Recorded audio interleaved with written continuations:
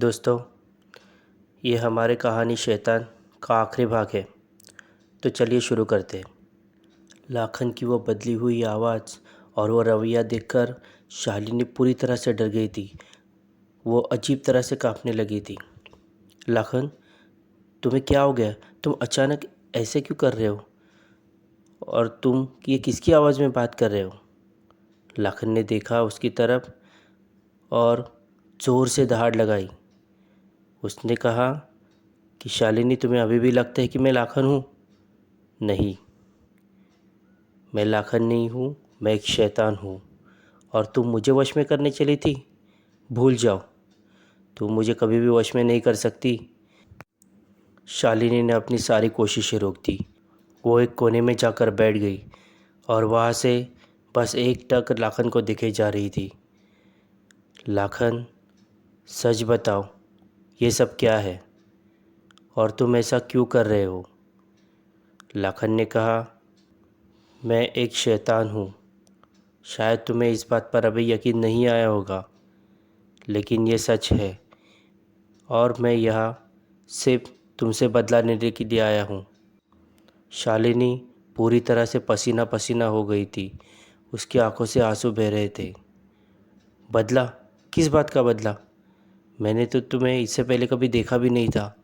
मुझे तो पता भी नहीं था कि लाखन नाम का कोई आदमी इस गांव में है। मैं तो तुम्हें पहले कभी जानती भी नहीं थी। तो फिर किस बात का बदला? लाखन ने कहा, बहुत पुराना हिसाब है तुमसे। तुम मुझे नहीं पहचानती, बस यही तुम्हारी एक गलती है। अगर तुम मुझे पहचानती तो शायद तुम मुझे अपने घर में कभी जगह नहीं देती। ऐसा कह के लाखन एक शैतानी हंसी हंसने लगा। लाखन ने कहा, मैं लाखन नहीं, बिरजू हूँ। शालिनी को कुछ समझ में नहीं आया। बिरजू? कौन बिरजू? मैं किसी बिरजू को नहीं जानती। मुझे पता है तुम मुझे नहीं जानती। शायद तुम मुझे नहीं पहचानती, लेकिन तुम मुझे जानती हो। मैं बिरजू वही हूँ, उस तांत्रिक का बेटा जिसने अपने माँ बाप को पीटते हुए देखा था, मरते हुए देखा था और ये गांव छोड़कर भाग गया था। मैं वही हूँ। मैं लौटा हूँ बस तुमसे बदला लेने के लिए। तुम्हारी वजह से मेरे माँ बाप मारे गए थे। मेरे वजह से? शालिनी ने पूछा। उसने तो मेरी बलि देने की कोशिश की थी, तो फिर मेरी वजह से कैसे मारे गए थे? अगर मैं तब नहीं चिल्लाती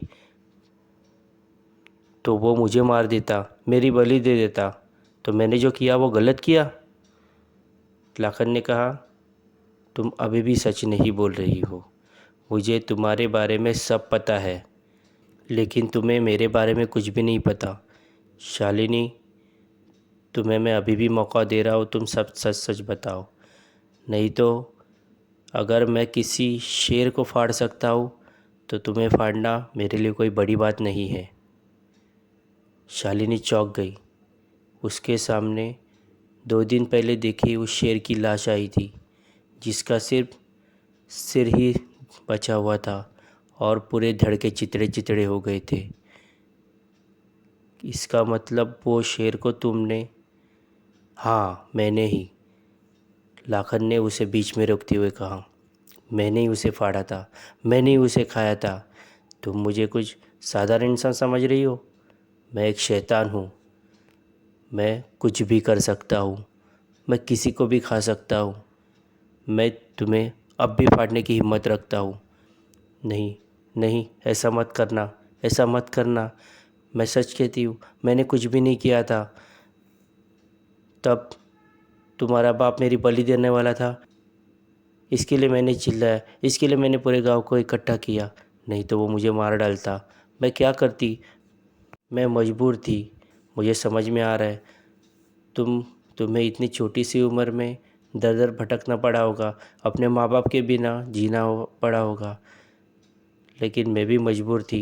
नहीं तो मैं मर जाती। मुझे उस छोटे बच्चे को भी बचाना था, नहीं तो तुम्हारा बाप उस बच्चे के भी बलि देने वाला था। लाखन ने कहा, नहीं, तुम अभी भी सच नहीं बोल रही हो।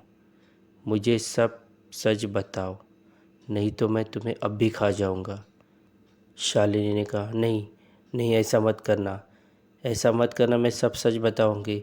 लेकिन इससे पहले मुझे ये बताओ कि तुम्हारे साथ ऐसा कैसे हुआ? तुम तो वो छोटे नादान से बच्चे थे, मासूम से दिखने वाले बच्चे थे, तुम शैतान में कैसे बदल गए?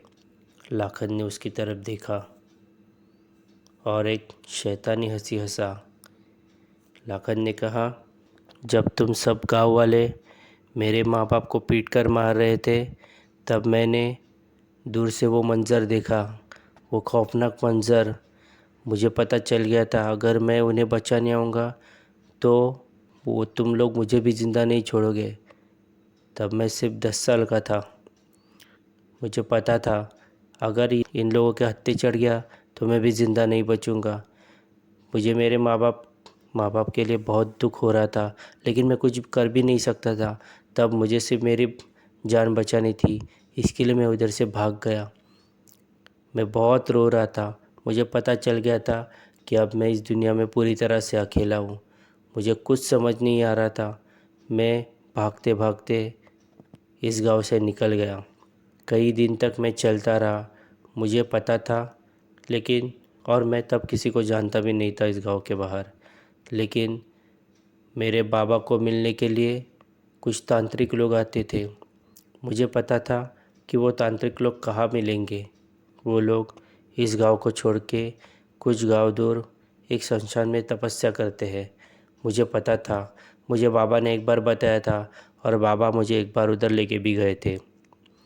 मैं कई दिनों तक चलता रहा, किसी तरह वो शमशान ढूंढ निकाला। उन तांत्रिक बाबाओं को भी मैंने ढूंढ निकाला और उन्हें मेरी पहचान करवाई और उन्हें मेरे साथ जो कुछ हुआ, मेरे माँ बाप के साथ जो कुछ हुआ, उन्हें सब बता दिया। उन्हें भी बहुत दुख हो रहा था। वो गुस्से से पागल हो गए थे। उन्होंने कहा, हम अभी गांव चलते हैं और गांव वालों से इसका जवाब मांगते हैं। मैंने कहा, नहीं, अब जवाब मांग के कोई फ़ायदा भी नहीं होने वाला। मेरे माँ बाप तो चले गए, अभी मैं इस दुनिया में पूरी तरह से अकेला हूँ। लेकिन मेरे माँ बाप तो चले गए, अभी मैं इस दुनिया में पूरी तरह से अकेला हूँ। लेकिन मैं मेरे बाबा की तरह सब विद्या सीखना चाहता हूँ। मुझे किसी भी तरह से सब तंत्र विद्याएँ सीखनी है, तब भी शायद मैं अपने माँ बाप का बदला ले सकूँगा। लेकिन मुझे पता है कि मेरे बाबा ने कोई गलत काम नहीं किया। मेरे बाबा कभी ऐसा गलत काम कर ही नहीं सकते थे। वो किसी इंसान की बलि नहीं दे सकते थे। उस पर उन साधुओं ने ध्यान लगाया और अपनी दिव्य दृष्टि से उन्होंने पता लगाया कि नहीं, तुम्हारे बाबा ने कोई बलि नहीं दी थी। उस गांव में तुम्हारे बाबा के साथ कुछ अलग ही षड्यंत्र हुआ है।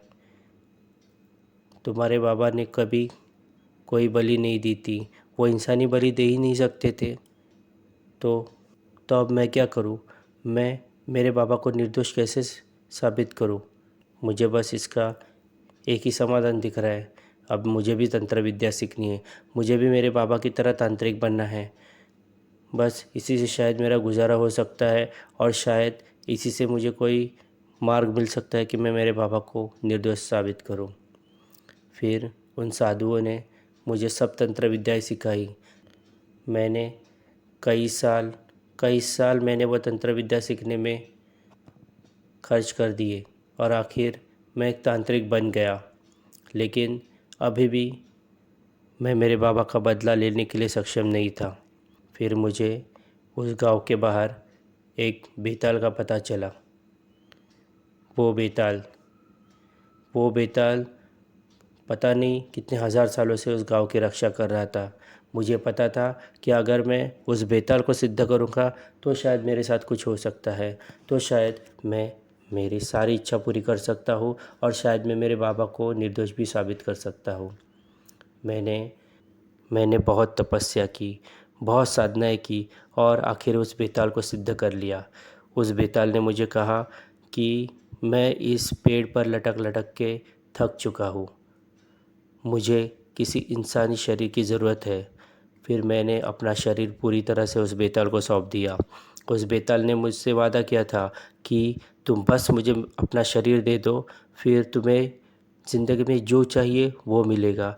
तुम धन कमाना चाहते हो, तुम्हें धन मिलेगा। तुम्हें अच्छी सेहत चाहिए, अच्छी सेहत मिलेगी। तुम्हें औरतें, लड़कियां, जो कुछ चाहिए सब मिलेगा, लेकिन बस मुझे अपना शरीर दे दो। लेकिन इसके बदले मैं तुम्हारे शरीर का जैसे चाहूँ वैसे इस्तेमाल कर सकता हूँ। मैंने उस बेताल को हामी भरी और अपना शरीर देने के लिए राज़ी हो गया। मुझे आज भी याद है, जब मैं 10-11 साल का था, तब जब मैं गाँव गाँव में घूमता था, तब सब गाँव वाले और इस गाँव के बच्चे और इस गाँव की सब औरतें और लड़कियां मुझे तांत्रिक का बच्चा कह के चिढ़ाते थे। कोई मुझे अपने पास नहीं आने देता था, क्योंकि उन्हें मुझसे घिन आती थी। कई लड़कियों ने तो मेरा मजाक भी उड़ाया था। मेरे साथ पढ़ने वाले सब लड़कों ने मुझे स्कूल में, गांव में हमेशा मेरा अपमान किया। मुझे, मेरी माँ को और मेरे बाबा को कभी भी इस गांव वालों ने नहीं अपनाया। इसके लिए हम इस गांव के दूसरे छोर पर अकेले में रहते थे। बस उन्हें अगर कभी कोई अनुष्ठान करना होता तो ही मेरे बाबा को बुलाते थे, लेकिन उसमें कभी मुझे और मेरी माँ को भी शामिल नहीं करते थे। उन्होंने हमें हमेशा एक अछूत की तरह समझा। इस गांव के सारे बच्चे मुझे हमेशा नीची नज़रों से देखते थे, मुझे मारते थे, मुझे कभी अपने साथ खिलाते नहीं थे। कुछ लड़कियां आए दिन आते जाते मेरा अपमान करती थी, और मुझे हमेशा ऐसा लगता था कि किसी दिन मैं बड़ा हो जाऊंगा और मैं इन सब से मेरा बदला लूँगा। इसके लिए मैंने उस बेताल से एक संधि कर ली। बेताल को कहा, सबसे पहले मेरा शरीर सुधारो। उस बेताल ने मेरा शरीर सुधारा और मुझे एक मजबूत शरीर प्रदान किया। मेरे शरीर में ऐसे ऐसे बदलाव किए कि मैं एक आकर्षक इंसान बन गया। मैं इतना खूबसूरत कभी नहीं था। मैं बहुत साधारण सा दिखने वाला एक लड़का था, लेकिन उस बेताल ने मुझे इतना खूबसूरत बनाया और कैसे भी करके मुझे बहुत सारा पैसा दिलाया, बहुत सारा धन दिलाया। और जब मैं इस गांव में आया, तब मैंने सबसे पहले इस गांव की औरतों से और इस गांव की लड़कियों से बदला लेने की ठानी, क्योंकि उन लड़कियों ने हमेशा मुझे घिन भरी नज़रों से देखा था। इनके वजह से मैं हमेशा अपना आत्मसम्मान खो चुका था। इसके लिए सबसे पहले मैंने उनका इस्तेमाल करना चालू किया। जो औरतें, जो लड़कियां कभी मेरे पास भी आना नहीं चाहती थी, मैं उन्हें मेरे बिस्तर तक लेके आया था। बस मेरा एक ही मकसद था, बदला। और उसके बाद फिर मुझे तुमसे बदला लेना था। अब जब मैं भी तुम्हें अपने बिस्तर तक लेकर आया हूँ, तब मेरा एक बदला तो पूरा हो गया है कि इस गांव की एक भी औरत को मैंने नहीं छोड़ा। जो लड़कियां तब मेरे साथ पढ़ती थी, तब जो लड़कियां मेरा अपमान करती थी, आज मैं उनको भी अपने बिस्तर तक लेकर आया हूँ। मेरा ये बदला तो पूरा हो गया है, लेकिन मुझे मेरे बाबा को निर्दोष साबित करना है, और वो तुम करोगी, नहीं तो मैं तुम्हें अभी के अभी खा जाऊँगा। शालिनी डर गई। शालिनी बोली, नहीं ऐसा मत करो, लेकिन अगर मैंने कुछ भी बताया तो ये गाँव वाले मुझे ज़िंदा नहीं छोड़ेंगे। लाखन ने कहा, वो तो तुम्हारे साथ जो करेंगे वो कल करेंगे, लेकिन अगर तुमने मुझे वादा नहीं किया कि तुम मेरे बाबा को निर्दोष साबित करोगी, तो मैं तुम्हें अब भी खा जाऊंगा, अभी तुम्हें मार डालूंगा। बोलो क्या चाहती हो तुम? अभी मरना चाहती हो या एक दिन की उधार की ज़िंदगी जीना चाहती हो? शालिनी ने कहा, ठीक है, मैं कल सबको सब सच बता दूंगी। लेकिन लाखन ने कहा, लेकिन इसके लिए भी मेरे पास एक योजना है। तुम ऐसे ही किसी के सामने नहीं जाओगी। मैं जैसे कहता हूँ तुम्हें वैसा ही करना होगा, क्योंकि क्योंकि मैं इस गांव में सम्मान की ज़िंदगी जीना चाहता हूँ। तुम तो मर जाओगी, लेकिन मैं अपने ऊपर कोई भी आँच नहीं आने देना चाहता। तो जैसा मैं बोल रहा हूँ वैसे ही तुम्हें करना होगा, नहीं तो समझ जाना, मैं उसी वक्त तुम्हारी जान ले लूँगा। शालिनी का नहीं, ठीक है, तुम जैसा बोल रहे हो मैं वैसा करूँगी, लेकिन कुछ भी करो लेकिन मुझे मत मारना, अभी तो मत मारना, कर मेरा जो होगा वो होगा। लाखन ने कहा ठीक है, अगर तुमने सब सच सच बता दिया तो क्या पता शायद मुझे तुम्हारी दया आ जाए और शायद मैं तुम्हें ज़िंदा छोड़ दूँ। देखते हैं, कल का इंतज़ार करते हैं। सुबह हुई। सुबह हमेशा की तरह सब लोग अपने अपने काम में लग गए थे। सब लोग खेतों पे, नदी पे अपने काम कर रहे थे। तभी अचानक उन्हें किसी की चिल्लाने की आवाज़ आती है, बचाओ बचाओ वो मुझे मार डालेगी, बचाओ बचाओ वो मुझे मार डालेगी। किसी की इतनी दर्दनाक चीखें सुन के सब लोग उस तरफ देखने लगे। उन्होंने देखा कि वहाँ से लाखन चिल्लाते हुए आ रहा था। वो बहुत डरा हुआ लग रहा था। वो गिरते पड़ते कैसे भी भाग रहा था। बचाओ वो मुझे मार डालेगी, बचाओ वो मुझे मार डालेगी, वो मुझे मारने आ रही है। ऐसा कहते कहते लाखन भाग रहा था। उसके पूरे कपड़े फटे हुए थे, उसके पूरे बदन पर खून था। सब लोगों ने देखा। जो लोग खेत में काम कर रहे थे वो भागते भागते आए। उन्होंने लाखन को पकड़ा। अरे लाखन क्या हुआ, अरे लाखन क्या हुआ, तुम्हारी ऐसी हालत किसने की। पास में ही नदी थी। नदी की सब औरतें लाखन को इस हालत में देखकर उसकी तरफ दौड़ी चली आई। क्या हुआ लाखन। लाखन ने कहा वो शालिनी मेरी जान लेना चाहती है, वो मुझे मार डालेगी, मुझे बचाओ, मुझे बचाओ। सब लोगों ने पूछा शालिनी क्यों, शालिनी क्यों तुम्हें मारना चाहेगी। मुझे पता नहीं, मुझे पता नहीं। उसने सुबह होते होते वो मेरे कमरे में आई और उसने मेरे ऊपर जानलेवा हमला किया। मैंने उसे उसका कारण पूछा लेकिन उसने कुछ नहीं बताया। वो बोला मैं तुम्हें ज़िंदा नहीं रखूँगी, मुझे तुम्हें अभी मारना है, मैं तुम्हारी बलि देने वाली हूँ। मुझे समझ नहीं आया वो क्या कर रही है। मैंने जैसे तैसे अपने आप को छुड़ाया और उसे उसी के घर में बांध के आया हूँ। मुझे बचा लो, मुझे बचा लो, नहीं तो वो मुझे मार डालेगी, वो मेरी बलि दे देगी। बलि मतलब क्या। भीड़ में से किसी ने पूछा। मुझे नहीं पता, अभी मेरे साथ चलो, अभी मेरे साथ चलो। वो सबको लेकर शालिनी के घर पहुंचा। जब उन्होंने घर में प्रवेश किया तो शालिनी एक खंभे से बंधी हुई थी। लाखन ने उसे एक मोटी रस्सी से एक खंभे से बांध रखा था। सब भीड़ उसके घर में आ गई। गाँव वालों ने पूछा शालिनी क्या हुआ, तुम्हें लाखन ने ऐसे बांध के क्यों रखा, और लाखन ये क्या कह रहा है कि तुम उसकी बलि देना चाहती थी, इसका मतलब क्या है।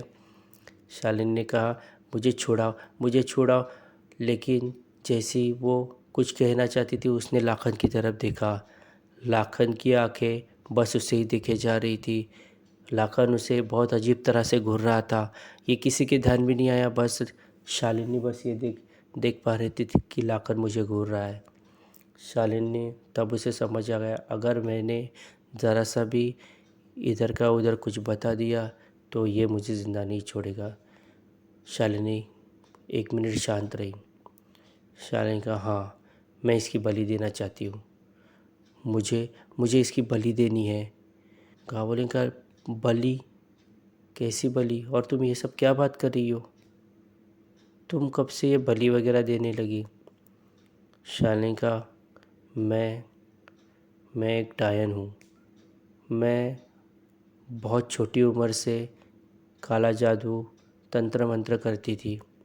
मैं जब इस गांव में शादी करके आई तब मेरे पति को इसके बारे में कुछ नहीं पता था, लेकिन एक रात को उसने मुझे घर के बाहर आंगन में एक यज्ञ करते हुए देख लिया, काला जादू करते हुए देख लिया।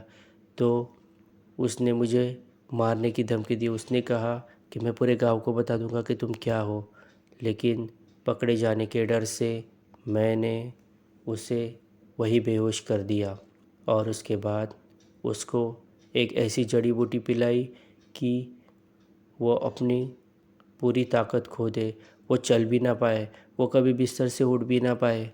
इसके लिए वो कई दिनों तक बस बिस्तर पे लेटा था। सबको लगा था कि उसे कोई जानलेवा बीमारी हो गई है, लेकिन नहीं, वो कुछ कर नहीं पा रहा था क्योंकि मैंने उसे एक ऐसी जड़ी बूटी पिलाई थी कि बस वो बिस्तर पे ही पड़ा रहे और वो कुछ बोल भी ना पाए। वो सब सुन सकता था, सब देख सकता था, लेकिन कुछ बोल नहीं सकता था। उसके शरीर में मानो जान ही नहीं थी। और आखिर कुछ महीने बाद उसको वैसे रखने के बाद मैंने उसे मारना ही ठीक समझा। इसके लिए एक रात को मैंने उसे जहर देकर मार दिया। सबको लगा कि वो गंभीर बीमारी के चलते मरा है, दीर्घ बीमारी के चलते मरा है, लेकिन नहीं, मैंने उसे मारा था। क्योंकि क्योंकि मुझे मेरा काला जादू, मेरे तंत्र मंत्र, यही मेरी ज़िंदगी है और वो मुझे करने नहीं देने वाला था। सब गांव वाले चौंक गए। सब गांव वाले एक दूसरे की तरफ देख रहे थे। सबको ये सच नहीं लग रहा था। सरपंच ने पूछा, शालिनी, तुम सच कह रही हो? तुम डायन हो? हमें अभी भी यकीन नहीं हो रहा है। शालिनी का, हाँ, मैं डायन हूँ। मैंने इससे पहले ऐसे बहुत सारे अनुष्ठान किए हैं। उस शमशान में बैठकर भी मैंने बहुत सारे अनुष्ठान किए हैं। शायद आपको याद होगा, इस गांव में एक तांत्रिक रहता था जिसने मेरी बलि देने की कोशिश की थी। बोला, हाँ, हमें पता है, हम सबको वो मंज़र याद है। वो उसी घर में रहता था जिस घर में आज लाखन रहता है। शालिनी चुप हो गई और ज़मीन की तरफ देखने लगी। पूरी भीड़ शांति। तभी सरपंच ने बीच में पूछा, शालिनी, इसका मतलब उस रात को वो तांत्रिक तुम्हारी बलि नहीं दे रहा था? शालिनी ने धीरे से कहा, नहीं। सच तो यह है कि उस शमशान में उस रात को मैं उस बच्चे की बलि देने वाली थी।